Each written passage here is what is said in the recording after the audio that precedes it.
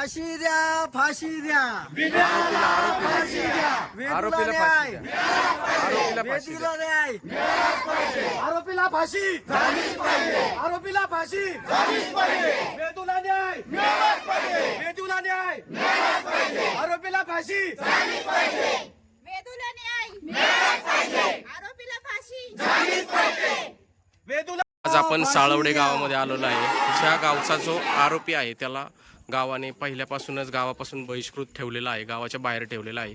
त्यांनी हे कृत्य केलेलं आहे. आपल्याबरोबर साळवडे गावचे सरपंच आहेत, त्यांच्याकडनं आपण जाणून घेऊ जे नसरापूरमध्ये अनधिकृत कृत्य झालं त्याच्याबद्दल तुम्ही कशा पद्धतीने निषेध नोंदवताय याच्याबद्दल 2 शब्द सांगा आम्हाला. आम्ही त्याच्यावर अगोदरच बहिष्कार केलेला आहे. अशा केसेस अगोदरच यापूर्वी झालेल्या आहेत, पण 17-18 वर्ष झालं जवळपास तो या गावात राहतच नाही. तरी आम्ही असा निषेध करतो की याच्यानंतर अशी घटना झालीच नाही पाहिजे. याच्यासाठी ना शासनानं प्रशासनानं जागीच मृत्यूची सोय केली पाहिजे, म्हणजे फाशीची शिक्षा देण्याची व्यवस्था केली पाहिजे.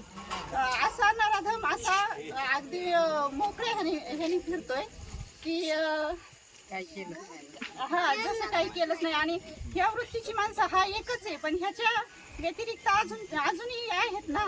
म्हणजे याला जर फाशी झाली तर मला असं वाटतंय की अत्याचार थांबू शकेल आणि माझा महिला वर्ग कोण करू शकत त्यांना नाही असं धाडस कोण परत कोण करू शकू शकत. तुम्हाला सरकारकडनं काय अजून अपेक्षा आहेत? सरकारने कसं आहे लाडक्या बहिणीच्या ऐवजी आहे ना, माझं म्हणणं आहे सरकारने आहे ना संरक्षण लेडीजला द्यावं मुलीवाली. सावडे गावामध्ये त्यांना आता तरी सध्या नाही येते. याची 4-5 वर्षापूर्वी आली होती, पण इथून पुढे आम्ही त्यांना गावात घेणार नाही, त्यांच्या फॅमिलीला पण आणि त्यांच्या कुटुंबाला पण आम्ही इथं घेणार नाही असं आम्ही निषेध करतो. ताई काय सांगताल ह्या कृत्य जे खराब झालेलं आहे एका छोट्या मुलीवर, हा अतिप्रसंग झालेला आहे, त्याच्याबद्दल काय सांगाल तुम्ही? अतिप्रसंग म्हणजे फारच वाईट झालेला हा. असा म्हणजे कधी कुणावर अशी वेळ येऊच नाही. आणि ज्या प्रकारे त्यांनी आहे ना त्या मुलीला त्रास दिला ना, तशाच प्रकारे त्याला सुद्धा त्रास व्हावा अशी आमच्या सगळ्या गावातल्या महिलांची इच्छा आहे. कारण जसा जसा त्या मुलीला त्रास झालाय त्या पद्धतीने त्याला त्रास व्हायलाच पाहिजे. त्याला फाशी ही झालीच पाहिजे. बोला.